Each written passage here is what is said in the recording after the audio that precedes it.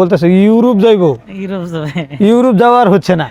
হ্যাঁ, যে তুমি ইউরোপ যাইবা, এমনকি বিএমইটি কাট করার সময় আমরা এম্বাসি ফিস করছি ইন্ডিয়াতে, ওর তো বেশি সমস্যা হয়েছে। ধরেন 3.5 লক্ষ টাকা আমরা এখানে ইনভেস্ট করছি, কিন্তু যখন কথা বলতেছে তখন পুলিশের ফাঁক দিয়ে মুসাফা করে আমি চলে গেলাম না। যখন বের হবো তখনই পুলিশে ধরছে। ও মাই গড, পুলিশ মানে কেন যাচ্ছি, কাকে দিছি, এই ভিসা কত লক্ষ টাকা দিয়ে লইলাম। প্রিয় দর্শক, আসসালামু আলাইকুম। আজকে আমি আপনাদের সঙ্গে পরিচয় করা দিব আমার এক বাংলাদেশি ভাই কিভাবে ইউরোপে আসলেন এবং কতদিন যাবৎ তিনি ইউরোপে বসবাস করছেন, রোমানিয়াতে আছেন এবং তার আসার জার্নিটা কেমন ছিল, তার গল্পটা আমরা শুনবো। প্রিয় দর্শক, আমরা চলে যাচ্ছি ভাইয়ের কাছে। ভাই আসসালামু আলাইকুম। ওয়ালাইকুম আসসালাম ভাইয়া। আপনার নাম? আমার নাম মোহাম্মদ আবু নাইম। আবু নাইম। আপনার বাংলাদেশে কোন জেলায় আপনার বাড়ি? ময়মনসিংহ জেলা, বালুকা থানা। আচ্ছা জি। আমরা আজকে আপনার ইউরোপে আসার গল্পটা শুনবো। আর বেসিক্যালি আমি চাইতেছি যে জিনিসটা আপনি আপনার আঞ্চলিক ভাষায় আমাদেরকে আপনার গল্পটা শোনাবেন। এতে কোনো সমস্যা আছে? না না, কোনো সমস্যা নাই, কিন্তু ময়মনসিংহের ভাষা যে আঞ্চলিক যে ভাষাটা, এটা একদম যে লাস্ট ময়মনসিংহ পড়ছে, ওদের ভাষাটাই অনেকেই পছন্দ করে। আচ্ছা, কিন্তু আমরা ময়মনসিংহ পড়ছি ঠিক আছে, কিন্তু আমার বাড়িটা পড়ে গেছে আপনার একটু পপারে। দেখা গেছে মাওনা, গাজীপুর, বালুকা, এদিকে। আর আমি আসলে বেসিক্যালি আগে থেকে শহরে থাকতাম, ময়মনসিংহ ওইভাবে আমার বেশি থাকা হয় নাই। আচ্ছা, এই কারণে আমি ময়মনসিংহের ভাষা ওরকম ভাবে পারি না, আপনাদের মতোই। ওটা আমি চেষ্টা করলে বলতে পারি না। আচ্ছা, আপনি যতটুকু পারেন আমরা চেষ্টা করবো ইনশাআল্লাহ। আচ্ছা, আমরা শুরু করছি। আপনি কতদিন যাবত আসছেন ইউরোপে? আমি ইউরোপে আসছি প্রায় 7 বছর। 7 বছর? জি, মাশাআল্লাহ। আচ্ছা, আপনার আসার জার্নিটা কেমন ছিল একটু যদি বলেন। আসলে 7 বছর আগে যখন রোমানিয়াতে আসছি, তখন রোমানিয়া সেনজেন ছিল না। আচ্ছা, তখন আসাটা মোটামুটি ইজিলি ছিল। ওকে। আমরা যখন এই কোম্পানি থেকে আমরা 29 জন লোক একসাথে আসছি। ও মাই গড, 29 জন? জি জি, আমাদের এক সিনিয়র জিএম ছিল, উনি আগে এখানে আসছিল। আসার পরে উনি আমাদেরকে যারা যারা আসবে তাদের সকল কিছু গুছাইয়া উনি কাগজপাতি এখানে জমা দেওয়া, ওয়ার্ক পারমিট বের করছে। তারপর দেখা গেছে আমরা কাগজপাতি দেওয়ার 2 থেকে 3 মাসের মধ্যেই আমরা হাতে পারমিট পেয়ে গেছি। আচ্ছা আচ্ছা, শুধু এরকম একদম ফটোকপি কাগজ পারমিট, এখন যেরকম এরকম না। আচ্ছা আচ্ছা আচ্ছা। তখন পাওয়ার পরে ভাবলাম যে দেখা যায় সত্যি পারমিট চলে আসছে। তখন কিন্তু বিশ্বাস করি নাই যে আসলে ইউরোপে আসতে পারবো। তখন আমরা ওইখানে সকল কিছু অনলাইন করে ইন্ডিয়া যাইতে হবে। আচ্ছা, ইন্ডিয়া ভিসা করার জন্য গেলাম। সবচেয়ে মজার বিষয় হলো যে আমরা 29 জন লোকে আমরা দেখা গেছে ট্যুরিস্ট ভিসায় যাব। আচ্ছা, ট্যুরিস্ট ভিসায় যাওয়ার পরে একই কাগজ, একই সবকিছু, মানে যা করছে একটাই কপি করে সবারই হাতে হাতে দিচ্ছে। দেওয়ার পরে পরবর্তীতে আমরা যখন ভিসা করতে গেছি, একজনের পিছিয়ে আরেকজন, তখন ওই যে সরকারি ভাবে তো ভিসা করছি আমরা, ওইখানে বলতেছে কি ব্যাপার তোমরা সবারই কাগজপাতি একরকম। আচ্ছা আচ্ছা। তখন আমরা বললাম স্যার দেখেন, আমরা তো সবাই এক কোম্পানিতে কাজ করি, আমরা বেড়াইতে যাচ্ছি, ঘুরতে যাচ্ছি। পরে 3-4 জনের ভিসা রিজেক্ট করলো। আচ্ছা, যে এটা হবে না, ইন্ডিয়ার ভিসা। এটা আরো 7 বছর আগে। তখন বললাম যে দেখেন যেভাবে হোক আমাদের এই ভিসাটা করতে হবে। এটা কত সালে? 2019 সালে। জি জি। তখন দেখা গেছে আপনার উনি বললো ঠিক আছে ভিসা হবে, তোমাদের যে একটা কার্ড করতে হয়। আচ্ছা, ওই কার্ডের মধ্যে 14,000 টাকা থাকবে। যেমন ধরেন 4,000-5,000 টাকা লাগতো ভিসা করতে, কিন্তু আমার ওইখানে 14,000 টাকা দিয়ে ওই কার্ডটা করা লাগবে। ডলার এন্ডোর্সমেন্ট যেটা বলা হয়। ডলার এন্ডোর্স তো করা লাগে, কিন্তু ওই কার্ডটা যে আমাদের যেমন বিএডি কার্ড, অন্য হ্যাঁ ব্যাংক কার্ড আছে, ওইটা আমি ইন্ডিয়াতে যাই উর্দু করতে পারবো। ওকে। কিন্তু ওইখান থেকেও 1,000-1,200 টাকা কম পাবো। আচ্ছা আচ্ছা, কথা বুঝছেন? তারপর কিছু করার নাই, আমরা তো ওইখানে 20,000 টাকা লাগলেও করবো। আচ্ছা, তখন ওটা করে নিয়ে আমরা ইন্ডিয়াতে গেলাম। আমরা দেখা গেছে আপনার ওই বেনাপুল হয়ে আমরা ঢুকছি। আচ্ছা, প্রথম অবস্থায় আমরা কলকাতায় গেছি। কলকাতা যাওয়ার পরে তখন ওইখানে 1 রাত থাকছি। থাকার পরে ওইখান থেকে 2 জন লোক আমাদের সবার পাসপোর্ট নিয়ে দিল্লি চলে গেছে। আচ্ছা, ওই এম্বাসি যেখানে যাব তখন দিল্লিতে চলে গেছে। তখন আমাদের কাছে কোনো পাসপোর্ট নেই। আচ্ছা, তখন হোটেলে যখন উঠছি, তখন হোটেলের লোকে বলতেছে আপনাদের সাথে পাসপোর্ট নেই, পুলিশ আসছেন, কি বলবেন? আচ্ছা, তখন বললাম দেখেন আমাদের সাথে তো ফটোকপি আছে, আর আমরা যে কাজে আসছি এই কাজের জন্য পাসপোর্টগুলো অফিসে নিয়ে গেছে, এটা তো আর পুলিশ মানবে না। পরে ভাবলাম ঠিকই তো, পরে ভাবলাম যে আপনি আজকে আমাদেরকে সেভ করেন, আমরা আগামীকাল বিকালে চলে যাব। আচ্ছা, তখন আমরা ট্রেনের টিকিট কাটলাম। ট্রেনের টিকিট কাটার পরে আমরা দিল্লি চলে গেলাম। আচ্ছা, পরের দিন কলকাতা থেকে দিল্লি। কলকাতা থেকে দিল্লি, এটাও একদিনের জার্নি, ওকে, একদিন 1.5 দিন। কলকাতা থেকে দিল্লি 1000 বেগে ট্রেন চলে, ও মাই গড, অনেক দূর। অনেক দূরত্ব। তখন দেখা গেছে আপনার ওইখানে যাওয়ার পরে যখন দিল্লিতে নামছি, নাইমা যখন বের হবো হুম হুম, তখনই পুলিশে ধরছে। ও মাই গড, পুলিশে ধরে বলতেছে তোমাদের পাসপোর্ট বা সকল কিছু দাও। হুম হুম, কারণ আমাদের সাথে তো পাসপোর্ট নাই, পাসপোর্ট তো এম্বাসিতে চলে। এম্বাসিতে চলে গেছে। ওকে, তখন বললো এক একজনের লোকের 5000 রুপি করে লাগবে জরিমানা। জরিমানা। আচ্ছা জরিমানা বলতে ঘুষ, মানে এটা এটা- যেভাবে বলেন ইন্টারেস্টও বলতে পারেন, ঘুষও বলতে পারেন। আচ্ছা আচ্ছা আচ্ছা, তখন আমি ই করলাম, তারা যখন কথা বলতেছে তখন পুলিশের ফাঁক দিয়ে মুসাফা করে আমি চলে গেলাম, আচ্ছা, বুঝছেন না? মানে আপনি এখান থেকে সাইড কেটে। হ্যাঁ, আমি চলে গেছি, অলরেডি বের হয়ে গেছি, আমি টাকাও দেই নাই, কিছুই নেই। আচ্ছা তখন আমার সাথে ভোটার আইডি কার্ড ছিল, এগুলো দেখাই আমি চলে গেছি। আচ্ছা, পরে আমাদের যে সাথে ছিল আলামিন ভাই, হুম হুম, উনি পুলিশের সাথে কথা বললো, টুটুল ভাই, আলামিন ভাই, হাবিব ভাই। আচ্ছা কথা বলার পরে টোটাল মনে হয় কিছু টাকা দিয়ে আমরা সবাই বেরিয়ে গেছি। আচ্ছা, তো সবচেয়ে বড় কথা হলো, কথা ছোট করি, হ্যাঁ, আমরা ওইখানে 45 দিন ছিলাম। ইন্ডিয়াতে 45 দিন ছিলেন। জি, আচ্ছা, আমরা 45 দিন ছিলাম, কিন্তু দুর্ভাগ্যবশী হলো যে আমরা যে প্রতিদিন হুম হুম, ইন্ডিয়ার গেটের সামনে যাইতাম, এখন যেভাবে অ্যাপয়েন্টমেন্ট পড়ে, আচ্ছা, আগে কিন্তু অ্যাপয়েন্টমেন্ট পড়তো না। ওকে, প্রতিদিন গেটের সামনে দাঁড়ানো লাগতো। 100 200 300 লোক দাঁড়াই থাকতো, ও মাই গড, বাঙালি। আচ্ছা, ঠিক আছে, মানে যে সিরিয়ালে আগে পাসপোর্ট হ্যাঁ। জমা দিতে পারবে তার ভিসা। তারই ইন্টারভিউ নিবে। ইন্টারভিউ নেবে। হ্যাঁ, কিন্তু আমরা হুম। এই 29 জনের থেকে হুম। একজনও ভিতরে যাইতে পারিনি। মানে প্রত্যেকদিন যান দাঁড়ায় সকাল থেকে মানে বিকেল পর্যন্ত আমরা যখন যাই, হুম। তখন যাওয়ার সময় গিয়ে দেখি যে আরো মানে 20 জন দাঁড়ায় রয়েছে। 20 জন দাঁড়ায় রয়েছে। জি, আমরা যে ওইখানে যাব, হুম। ওইখানে যাওয়ার পরে আরো 20 জন দাঁড়ায় রয়েছে, কিন্তু আমরা ওই ইন্ডিয়া থেকে মানে এতটাই পরিবেশ ওখানে ভালো না, মানে খুবই। আর ইন্ডিয়ার আমাদের উপরে অনেক ই করে, তখন ডরে ডরে সব কিছু মিলাই লিয়ে করছি।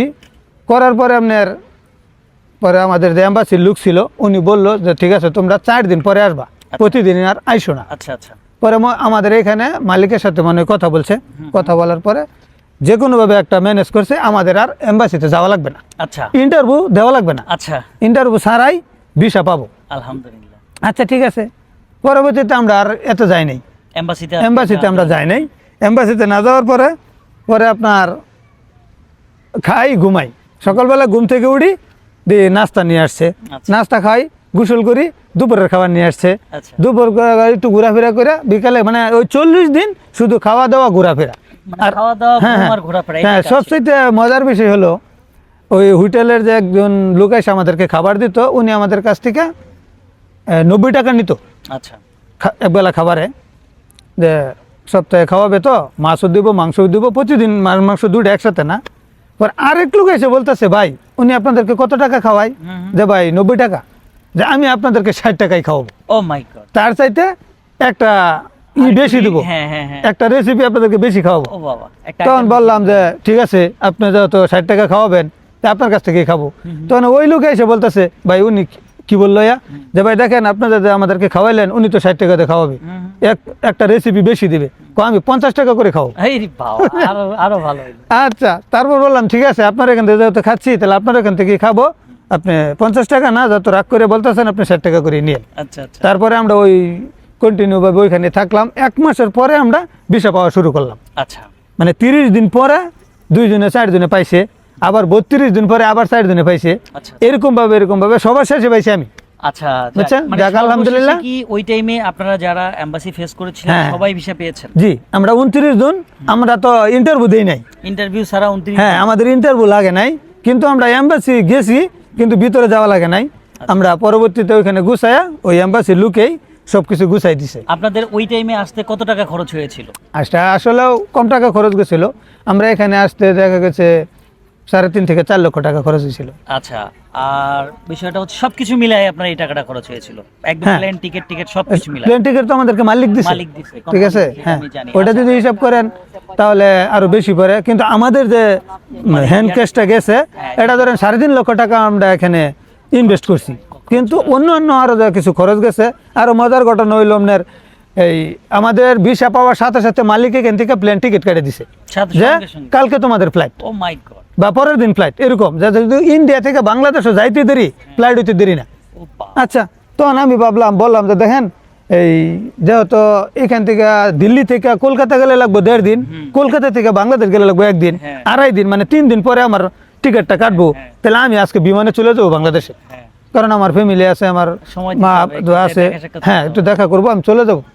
পরে বললো যে ঠিক আছে, পরে আমি ওইখান থেকে বিমানে চলে গেলাম। বাংলাদেশে। কিন্তু আলামিন ভাই বা যারা ছিল তারা আপনার 4-5 জনে ওই দিন মালিকের টিকিট কেটে দিছে, হ্যাঁ এয়ারপোর্টে চলে গেছে। হ্যাঁ তখন যাওয়ার পরে যখন ইমিগ্রেশন পারে তখন করতেছে আপনাদের বিএমইটি কার্ড কই। আচ্ছা, পরে বলতেছে আমরা তো মানে বিএমইটি কার্ড করি ইন্ডিয়া নাই। থেকে ফ্লাইট করে রোমানিয়াতে আসবে। মানে ইন্ডিয়া থেকে না, আমরা যে ইন্ডিয়া থেকে বাংলাদেশে গেছি, বাংলাদেশ বাংলাদেশে থেকে যাওয়ার পরে যে তখন বিএমইটি কার্ড লাগে এটা আমি আর আপনি তখন জানি না। আচ্ছা আচ্ছা আচ্ছা আচ্ছা তখন মালিক কিন্তু এখান থেকে টিকিট কেটে দিছে আচ্ছা। যে তোমাদের কাল দিন পরে ফ্লাইট, ঠিক আছে, যে আজকে 26 তারিখ, 28 তারিখ তোমার ফ্লাইট। ওকে তখন সবাই এয়ারপোর্ট চলে গেছে, যখন চলে ভিতরে চলে যাবে তখন বলতেছে বিএমইটি কার্ড দেন। আচ্ছা, তখন তো বিএমইটি কার্ড কেউ করে নাই। ইমিগ্রেশন ক্রস জি জি জি, তখন বলতেছে সরি বিএমইটি কার্ড ছাড়া হবে না। আচ্ছা, তার মানে ওই ফ্লাইট চলে গেল। তখন ওই ফ্লাইট ক্যান্সেল। আচ্ছা আচ্ছা, ক্যান্সেল বললে ক্যান্সেল এটা মালিকের কাছে, আমাদের তো আর কিছু করার নাই। তখন ওইখান থেকে আলামিন ভাই ফোন দিয়ে বলতেছে যে আপনারা যাদের টিকিট কাটা হয়েছে বা যাদের ফ্লাইট ক্যান্সেল, কেমন যে এখানে বিএমইটি কার্ড করতে হবে, আগামীকাল আগারগাঁও আসেন সবাই টাকা। আচ্ছা আচ্ছা আচ্ছা ঠিক আছে, যে কালকে 10টার মধ্যে এখানে থাকবে। তো না বাড়িতে আরো ফ্যামিলি সবাই অন্য অন্য বন্ধুরা বলতেছে ইউরোপ যাইবো, ইউরোপ যাবে। ইউরোপ যাওয়ার হচ্ছে না, হ্যাঁ যে তুমি ইউরোপ যাইবা, ঠিক আছে, ইউরোপ যে ইউরোপ যাইবো, এরকম ঠিকঠাকই করতো আর কি। মানে হ্যাঁ একটা ক্রিটিসাইজ ক্রিটিসাইজ যেটা করে আর কি, বুঝছেন না? তখন বলতেছে যে ইউরোপ যাইবো, ইন্ডিয়াতে ঘুরে বেড়ে বাপে টেহা গুলো নষ্ট করলো। আহারে, কারণ এই যে ফ্লাইট হয়েছে একজনে যার পেয়েছে না, তাগর ফ্লাইট বলে ক্যান্সেল হয়ে গেছে, আবার বিষ হয়ে গেছে, তা ফাও। এই তো পাও, হ্যাঁ। তখন আমাদেরও একটু খারাপ লাগতো যে আসলেও। তখন আমার যে মামা ছিল মতিউর মামা, উনি যা আমার নিয়ে আসছে বা অনেকেরই নিয়ে আসছে, আমাদের সিনিয়র পার্সন, আচ্ছা আচ্ছা উনি ব্যাংক হাউসে চাকরি করে। হুম তখন উনি বলতেছে বা সবাই বলতেছে যে উনি তো এরকম লোক না, উনি তো এরকম করলে আর এটা বলবে না। হুম পরবর্তীতে যখন ই দিলাম, এই বিএমইটি কার্ড করার সকল কিছু ফিঙ্গার টিঙ্গার দিয়ে আসলাম, 5 থেকে 6 দিন পরে বিএমইটি কার্ড হাতে পাইলাম। আচ্ছা, ওটাও আবার নিজে যাই আনতে হবে, একজনের আরেকজনের কাছে দেবেন। দেবে না।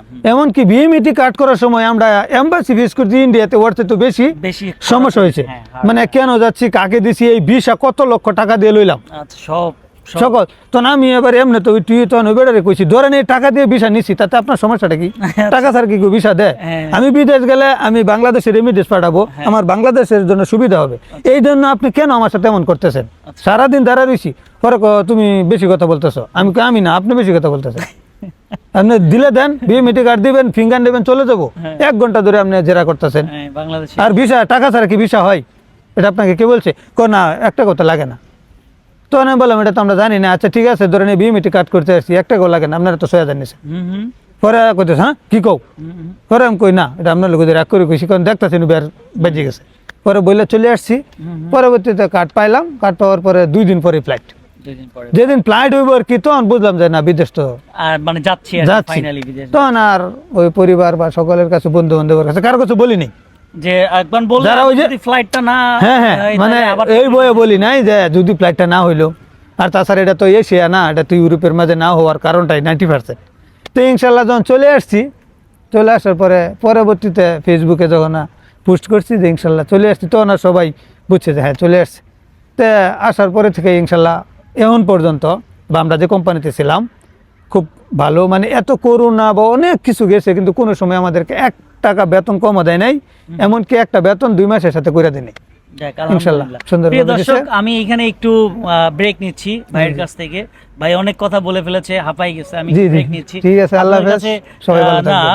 আমরা শেষ করছি না, আচ্ছা আচ্ছা, আবারও আমি যাব। ওকে। যে ব্যাপারটা হচ্ছে যে আমরা শুনলাম, আমার আরেকটা প্রশ্ন আছে, জি জি। যে ইউরোপে আসার জন্য কি আপনাকে শিক্ষিত হতে হয়? এটা কি ম্যান্ডেটরি যে আপনার শিক্ষাগত যোগ্যতা থাকা লাগে, ইংলিশে কথা বলতে হবে, বা কোন কোন বিষয়গুলো আসলে জানা থাকলে তারা ইউরোপে আসতে পারে? কারণ এখানে কেন আপনি কিভাবে আসলেন? আপনার তো একটা দক্ষতা আছে না, তাই নাহলে তো হ্যাঁ অবভিয়াসলি ইংলিশ জানা লাগবে।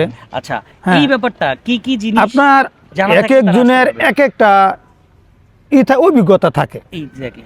কারণ শিক্ষিত ছাড়া এখন বিশেষ করে শিক্ষিত ছাড়া তো উনি ইউরোপে আসতে পারবে না। রাইট। কারণ এখানে হ্যাঁ আপনি যদি ভালো ইংলিশ জানেন, এটা আপনি যে কোনো দেশে আপনি এটা একটা কিছু করতে পারবেন, সবার সাথে কথা বলতে পারবেন। এখানে একজনে 10 জন লোক থাকলে 2 জনে ইংলিশ জানে, যদি ওরা এদেশের ভাষায় সকল কিছু বলে তবু ইংলিশ জানে। কিন্তু এখন আপনি এম্বাসি পেস করতে গেলে ইংলিশ জানতে হবে। এরকম আছে, ইফ ইউ ডোন্ট মাইন্ড, মানে জিজ্ঞেস করছে how are you, what is your father name, তখন ওই ক্লায়েন্টে বলছে মাই নেম ইজ, এক্সাম্পল হচ্ছে মাই নেম ইজ নাইম, ঠিক আছে, কিন্তু ওনার বাবার নাম উনি বলে নাই, ওর ভিসা ক্যান্সেল হয়েছে। মানে এরকম অহরহ ঘটনা আছে। ইউরোপে যে আসবেন, বা আমার কথাই শুধু বলছি না, আমরা বা আপনারা যখন প্রথম আসছেন, যেমন ধরেন এই যে আমরা এখানে আসার পরে আমি কিন্তু এই বছর পিআরের জন্য আবেদন করছি ইনশাল্লাহ, আলহামদুলিল্লাহ, ঠিক ঠিক আছে। হয়তো আমি 1 মাস বা 2 মাসের মধ্যেই পিআর পাবো ইনশাল্লাহ। জি, সকলের কাছে দোয়া চাই, যারা 5 বছর অতিক্রম করছে তারা পিআর পাবে। আর জি জি জি জি, যেমন ধরেন যদি ইনশাল্লাহ পাই, ইনশাল্লাহ পাবো, সকল অ্যাপ্রুভ হয়ে গেছে, মিলে আসছে, তাহলে ইনশাল্লাহ পাবো। সকলের কাছে দোয়া চাই। বা এখন যেই ইউরোপে আসবে তার অবশ্যই ইংলিশ জানা থাকা লাগবে, অন্যথায় সে পারবে না। কোন কোন কাজের চাহিদাগুলো এখানে বেশি আছে আপনি যদি একটু বলতেন। আসলেও একটা দেশে তো সকল কাজে থাকে, তবুও দেখা গেছে এখানে গার্মেন্টস জগৎটা আছে, বিশেষ করে রোমানিয়াতে সোয়েটার কোম্পানি, গার্মেন্টস বা ফুড ডেলিভারি, ঠিক আছে, বা এই দেখা গেছে আমি ফুড প্যাকিংয়ে যে কাজগুলা বা বাহিরে, এগুলা না, সবচেয়ে আমাদের বাঙালির জন্য নিরাপদ কাজ হলো গার্মেন্টস সেক্টরে, মানে ইনডোর কাজ। জি, যেহেতু শীত প্রধান দেশ, বাইরে কাজ করাটা ভেরি টাফ, উনি করতে পারবে না। আমি আপনি একটা লুক আনলাম বা আনার চেষ্টা করলাম, হয়তো আমি বললাম যে ওনারা যদি আনি 1 লক্ষ টাকা পাবো, কিন্তু এইটার চাইতে আগে মাইন্ড সেট করতে হবে যে আমি যে ওনারে বাহিরে একটা কাজের জন্য আনতেছি, ওনার তো এটা আপনার, হ্যাঁ ভাই, ওনার যে এটা হবে, কষ্টটা হবে, তারপর ওর গোষ্ঠী, ওর 14 গোষ্ঠী শুদ্ধ আমার উদ্ধার করে দেবো গালি দেয়। কিন্তু আপনি দেখেন আইনে দেবেন, উনি তো এখানে থাকবে না 2 মাস পরে, ও তো শীতের মধ্যে চলে যাবে, তখন আপনি ওইখানে মালিকের কাছে খারাপ হবেন, ঠিক আছে। কারণ এটাই না, আপনি আমার সাথে ভালো জানেন, আপনি আমার সিনিয়র ভাই, ঠিক আছে। প্রিয় দর্শক, আজকে আমরা এই গল্পটা আর লম্বা করছি না, দেখা হবে অন্য কোনো ভিডিওতে। সেই পর্যন্ত আপনারা ভালো থাকবেন। যদি আপনারা ইউটিউব থেকে আমার ভিডিওটি দেখে থাকেন, তাহলে দয়া করে সাবস্ক্রাইব করবেন। সুন্দর একটি আপনার মতামত আমাদেরকে কমেন্ট বক্সে জানিয়ে যেতে পারেন। আপনারা কি সম্পর্কে ভিডিও চান, সেই সম্পর্কে আমরা ভিডিও তৈরি করতে চেষ্টা করব। এবং আপনি যদি ফেসবুক থেকে দেখে থাকেন, তাহলে দয়া করে আমাদেরকে ফলো করে দিবেন এবং আপনার মতামত কমেন্ট বক্সে জানিয়ে যেতে পারেন। আজকে এখানেই শেষ করছি, দেখা হবে অন্য কোনো ভিডিওতে। সেই পর্যন্ত ভালো থাকবেন, সুস্থ থাকবেন এবং নিজের খেয়াল রাখবেন। আল্লাহ হাফেজ।